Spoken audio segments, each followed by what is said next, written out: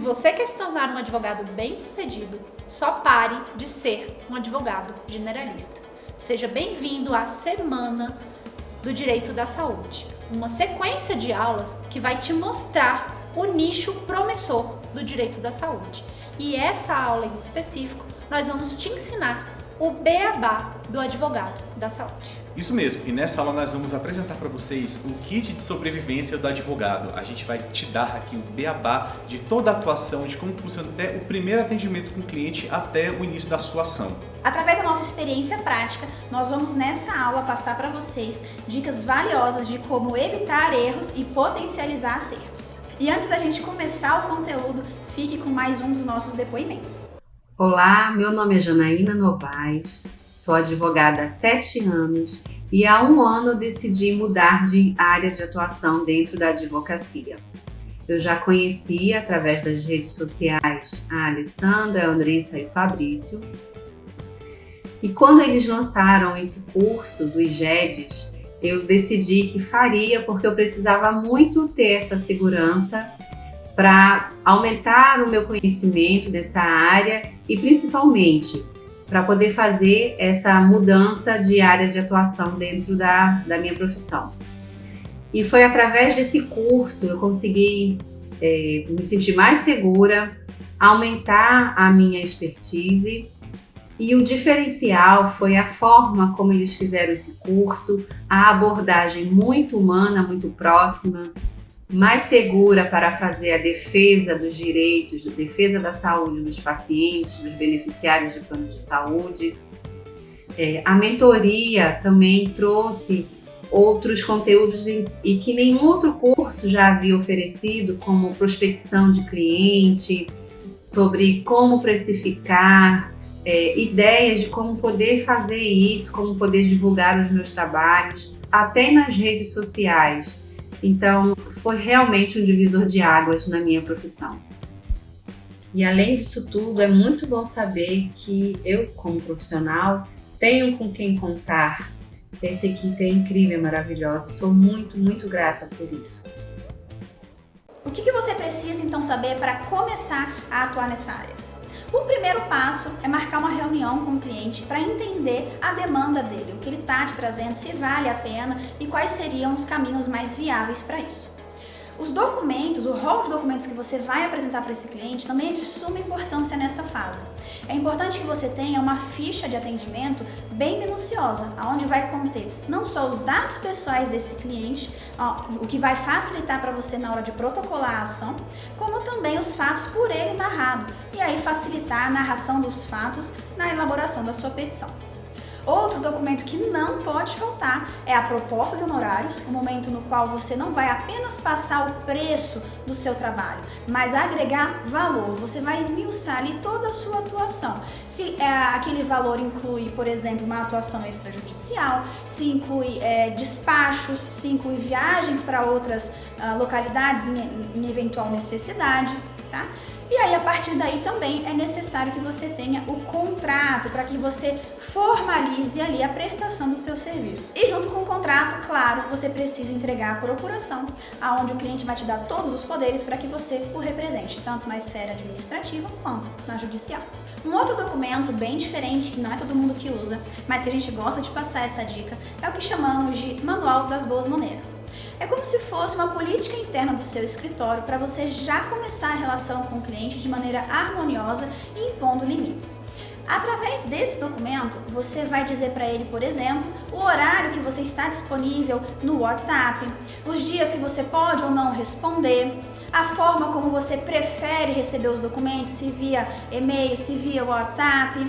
Você vai colocar ali todas as regrinhas para boa convivência, e daí o nome, e o cliente vai assinar aquilo mostrando ciência e estando de acordo. O último passo é que você também crie o hábito de elaborar relatórios, seja mensal, seja semanal, para que você anote todo ali o andamento do processo, toda a sua atividade, quando você se debruçou no estudo, no trabalho junto àquele processo do cliente, e você passe para ele, né, como um feedback dos seus serviços. E assim você surpreende positivamente o cliente, que não precisa correr atrás de você para saber o que está acontecendo. É importante que você tenha em mente que todos esses documentos devam ser criados, elaborados por você. Evite buscar no Google modelos genéricos, porque você pode cair em erro, você pode pegar um modelo que não está de acordo com a sua atuação, um modelo muito defasado, um modelo antigo, especialmente, e isso vale muito importante, isso vale especialmente para procurações. Se você está iniciando agora, você não tem um modelo próprio, procure um amigo, alguém que você possa confiar e que te dê essas dicas de como elaborar o seu próprio modelo. Bom, o primeiro passo, como vocês viram, é atender o cliente, receber o cliente e elaborar essa documentação de maneira personalizada. Fabrício agora vai falar sobre o segundo ponto. Então, a Andressa aqui falou para vocês sobre toda essa questão de documentação, de proposta, procuração, do contrato de honorário, mas eu gostaria de falar um pouquinho mais sobre esse primeiro atendimento, esse primeiro contato tete a tete com o cliente. Então, nesse tempo de pandemia, se tornou muito comum que nós façamos mais coisas online, né? Inclusive reuniões e atendimentos online. Então, a primeira coisa é você identificar em qual dessa modalidade você se performa melhor. Eu, particularmente, eu prefiro muito mais fazer um atendimento presencial. A Alexandra, por exemplo, já gosta de fazer um atendimento online. Então, cada advogado vai ter uma plataforma melhor, uma melhor forma de atendimento, né? Então, temos que entender, inclusive, a diferença desse tipo de atendimento, né? Enquanto que o atendimento virtual ele é muito mais cômodo e, às vezes, até mais econômico para o cliente, que facilita o acesso, facilita a conversa. Por outro lado, também, um atendimento presencial tem muito mais pessoalidade, tem uma intimidade maior, você tem até mais um tempo maior de se conversar com mais calma, né? Por questões de tempo da internet, de outras distrações que podem estar ocorrendo no ambiente. Então, a primeira coisa para você ter esse primeiro contato, esse primeiro atendimento, é identificar qual é o melhor caminho, qual mais se adequa a você e também a necessidade do seu cliente. Superado então esse primeiro passo, né, você está de fato conversando com o seu cliente. Então, é importante que nós tenhamos aqui em mente sempre uma coisa muito importante. Dentro da área do direito da saúde, os nossos clientes sempre estarão em uma situação de muita vulnerabilidade ou de fragilidade emocional, de fragilidade econômica, né, uma situação realmente de vulnerabilidade. Então a gente tem que ter isso em mente sempre, para nós estarmos sempre prontos para dar um atendimento muito empático e muito acolhedor. Então, a forma como vamos ouvir o cliente, por exemplo, já pode ser um grande diferencial. Uma oitiva qualificada, uma oitiva ativa. Nós temos que ouvir o cliente para entender e não ouvir para responder. Então, nesse sentido, é importante, por exemplo, enquanto ele está narrando e te contando os fatos, contando o que está acontecendo, você vai tomando nota, você vai anotando palavras ou frases-chave para depois você poder aprofundar em algum ponto que ficou mais nebuloso, que precisa de aprofundamento, que ficou alguma dúvida. Então, só muitas vezes esse fato de se ouvir de uma forma qualificada, de ouvir de uma forma empática e acolhedora, já é um grande diferencial e uma grande forma de você cativar e encantar aquele cliente. Se tem muito um certo senso comum de que advogado ele é muito impessoal, ele é muito distante do seu cliente, não tem uma relação muito próxima. Na área da saúde, isso não cabe, né? Como eu falei, normalmente os clientes eles estão em situação de vulnerabilidade, seja um paciente que está precisando de acesso a um tratamento, a um medicamento, seja aquele profissional que passou a vida inteira tendo uma carreira exemplar e aconteceu um eventual processo, uma reclamação, alguma coisa do tipo. Então, se qualquer dos lados, qualquer dos direcionamentos que você possa tomar, sempre essa fragilidade e essa vulnerabilidade tem que ser um ponto principal e diferencial no seu acolhimento e na forma como você atua com esse cliente. Então, após você acolher esse cliente, depois de você iniciar e criar esse vínculo, é hora de você ouvir, né, toda a história e você poder começar a falar de como vai ser a sua atuação, como vai ser o seu trabalho, quais são as teses possíveis para aquele caso. Aí é a hora de você começar a agregar valor ao seu trabalho, agregar valor e diferencial à sua atuação como advogado, principalmente se mostrando como um advogado especializado naquele nicho, naquela área específica. Você não é um advogado generalista, então você é a pessoa mais qualificada para suprir, para superar a dor daquele cliente, daquele paciente. Inclusive é importante até aqui levantar em alguns pontos aqui, por exemplo, de terminologias, né? Então, assim, dependendo do cliente que você está atendendo, se for um paciente, tenta evitar usar a palavra cliente, por exemplo, usa a palavra paciente, usa outras palavras ali para você tentar, inclusive, afastar essa sensação mercadológica como advogado, né? E você criar mais um vínculo de empatia e de proximidade. Se você está atendendo, por exemplo, uma mãe de uma criança com uma doença rara, com autismo, ou uma cuidadora, ou um familiar, saiba o nome da criança, saiba o nome do paciente, entenda a realidade, se intere dessas particularidades e dessas pequenas dores que fazem parte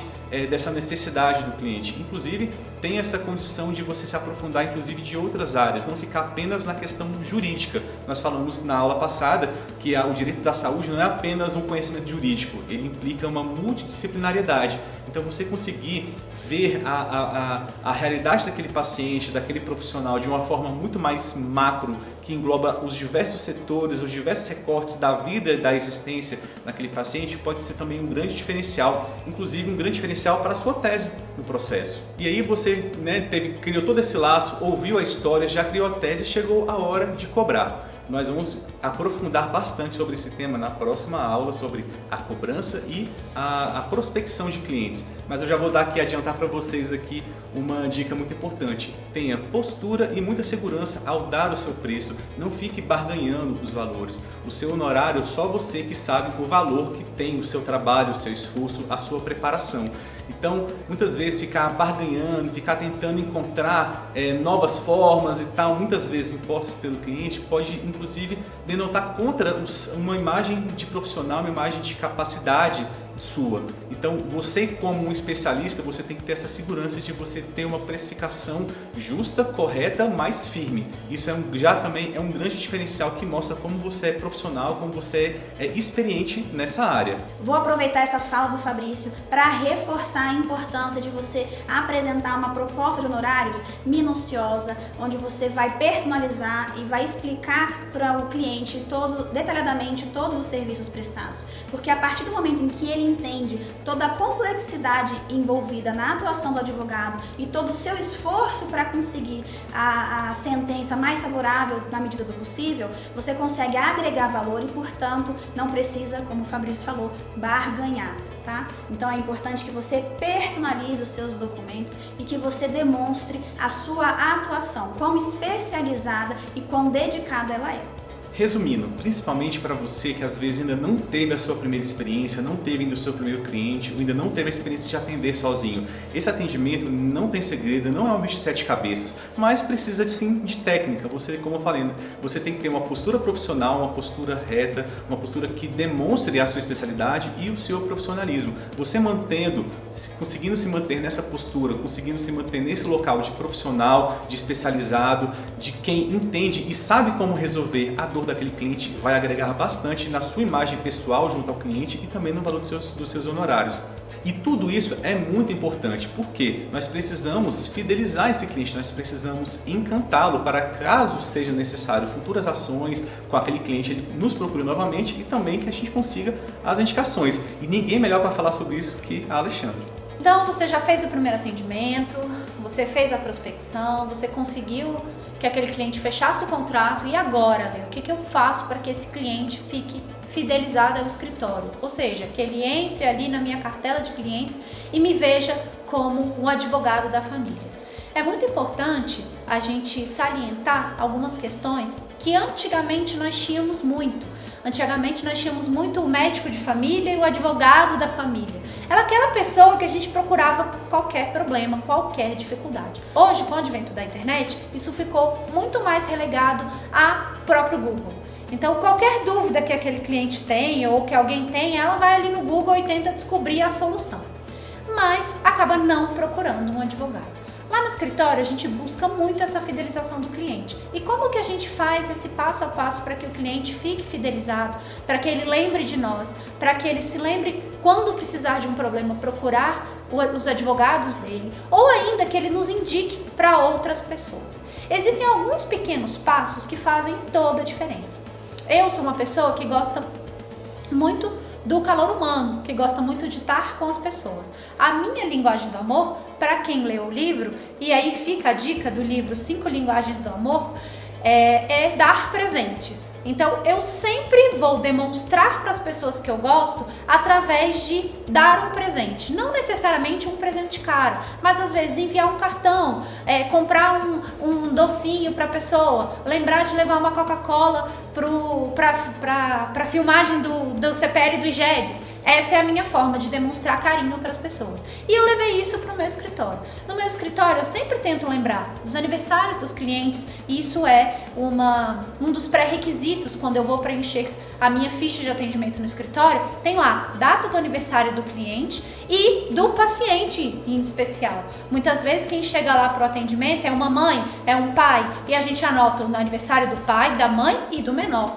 Então, na data do aniversário, a gente tenta mandar um cartãozinho personalizado, né? Um cartãozinho com a foto daquele cliente. Aquele cliente vai se sentir querido, vai se sentir amado, vai se sentir lembrado. E isso faz com que ele tenha mais carinho e afeição pelo nosso trabalho. Ainda que a gente venha a errar em alguma coisa, ele vai ter um olhar muito mais empático conosco do que simplesmente quando você tem uma relação cliente-advogado. Então, essas pequenas coisas causam a fidelização. Além disso, lembre-se das datas especiais. Por exemplo, Natal, Ano Novo. Envie, nem que seja um pequeno cartão de Natal para dizer para o seu cliente Feliz Natal, Feliz Ano Novo. Você vai entrar de recesso no seu escritório? Envie, ainda que seja pelo WhatsApp, um comunicado dizendo: olha, agradecemos pela sua confiança durante esse ano. Então, obrigado por estar conosco e estaremos de recesso do período de tanto a tanto. O cliente sabe que se precisar numa urgência, ele pode te procurar, mas ele sabe que aquele período ali você vai estar de recesso ou de férias e etc. Então, se utilize dessas ferramentas para fidelizar os seus clientes. Além disso, tente sempre usar uma linguagem menos formal possível. Lógico que a gente tem uma categoria de clientes que tem maior ou menor instrução, mas lembre-se, quando for explicar o processo para o seu cliente, usar uma linguagem não jurídica. O seu cliente não é juiz, não é promotor, não é advogado. Ele não entende por que o processo foi concluído. E aí já pego aqui aquele meme famosinho, né? Doutor, o processo foi concluído. Eu ligo para ele como se o cluso fosse uma pessoa. Para aquele cliente que simplesmente ouviu aquela situação, para ele o cluso seria uma pessoa e não uma fase processual onde o processo está com o juiz para um julgamento de mérito ou de uma liminar ou enfim, para uma decisão daquele juiz. Então é importante que a gente entenda que a linguagem jurídica, que para a gente é muito simples, para o cliente pode não ser. Além disso, como a Andressa falou, lembre-se sempre de tentar manter uma rotina de feedbacks para o seu cliente e coloque isso em contrato. Então, aproveita o seu contrato de honorários e coloque essas questões que você dará feedback sempre que o processo estiver em andamento, ou uma vez por mês, independente do processo ter andamento ou não, uma vez a cada 6 meses, enfim, defina as rotinas que serão feitas no seu escritório. Dessa forma, você pode, inclusive, com a sua equipe interna, programar processos que vão facilitar o seu trabalho. Então, digamos que você tenha combinado com o seu cliente dar feedbacks mensais. Defina um dia dentro do seu escritório que vai ser o dia onde a gente vai fazer o pente fino de todos os processos. Ainda que a gente não faça isso todos os dias, ainda que a gente não faça isso o tempo todo, defina um período. É muito melhor quando você, advogado, dá um feedback para o seu cliente do que o cliente vem: doutora, como está o meu processo? Doutor, como está o meu processo? Então, o ideal é que você faça isso antes dele. Eu acredito que com essas dicas, que foram conhecimentos e experiências que nós fomos agregando ano a ano, durante o tempo todo que nós advogamos, no meu caso em especial, desde 2009, eu acho que dá para você ter uma noção muito melhor e muito maior de como atuar e de que forma começar direito, né? Como a gente sempre fala aqui no IGEDES, a gente gostaria que alguém tivesse dado essas dicas pra gente, para que a gente não tivesse que ter aprendido tudo isso na labuta, né? No dia a dia. Então, vocês estão tendo a oportunidade de aprender uma coisa que muitas pessoas cobram para ensinar. Chegamos ao final da nossa segunda aula. Trouxemos aqui para vocês dicas valiosas, que como a André falou, nós aprendemos isso na prática, entre acertos e tropeços. Mas gostaria de chamar a atenção de vocês, porque na próxima segunda-feira, às 9 horas da manhã, nós vamos abrir as inscrições para o nosso curso Advogando na Saúde. É o curso mais completo do mercado, com grandes diferenciais, baseados especialmente na prática. Esse nosso curso contém aulas gravadas, mas também teremos aulas ao vivo pelo Zoom em um grupo só para os nossos alunos. E fiquem ligados que na segunda-feira nós vamos contar um super segredo que nem os nossos alunos atuais estão sabendo. Pessoal, então fique ligado que na próxima aula nós vamos falar sobre precificação e prospecção e como fechar bons contratos. Essa é uma das aulas mais importantes do nosso ciclo de aulas e você não pode perder, hein? E se você gostou da nossa aula, já deixa o seu joinha, curte aqui embaixo, comenta e compartilha. É importante a gente ter essa interação com vocês, até para saber se vocês estão curtindo o nosso conteúdo, se é isso mesmo ou qual a dificuldade que vocês ainda têm. Então deixa o comentário aqui embaixo que a gente vai fazer questão de responder todo mundo. Além disso, se você ainda não segue a página do IGEDS no Instagram, o link tá aqui embaixo. Então já clica, começa a curtir a gente lá e aproveita para consumir o melhor conteúdo de direito da saúde do mercado. Nós vamos ficando por aqui e esperamos vocês na nossa próxima aula. Oi pessoal, meu nome é Daniela Almeida, eu sou advogada na cidade de João Pessoa e estou aqui para falar para vocês um pouco da minha experiência com o IGEDS.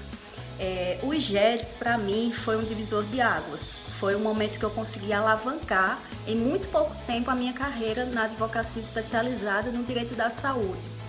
O momento que você começa o curso, você já percebe que a didática é extremamente diferenciada, sem contar a grade do curso, que é extremamente pensada nos conhecimentos que são necessários para iniciar, para colocar em prática a sua advocacia no direito médico e no direito da saúde.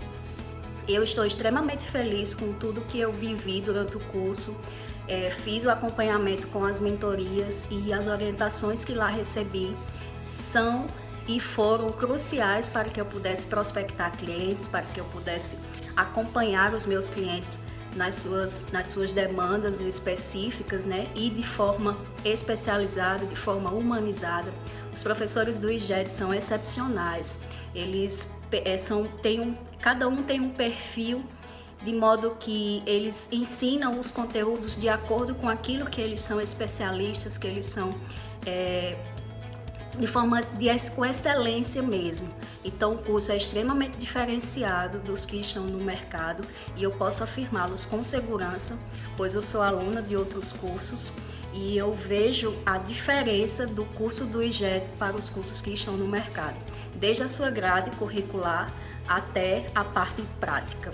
Então eu só posso aconselhá-los a fazer o curso do IGEDS. Se eu pudesse, eu faria todas as outras vezes que fossem divulgados, que fossem dadas essas oportunidades de fazer. Estou à disposição dos senhores para que possa tirar dúvidas ou mais detalhes que vocês queiram e espero vocês na família IGEDS. Um abraço!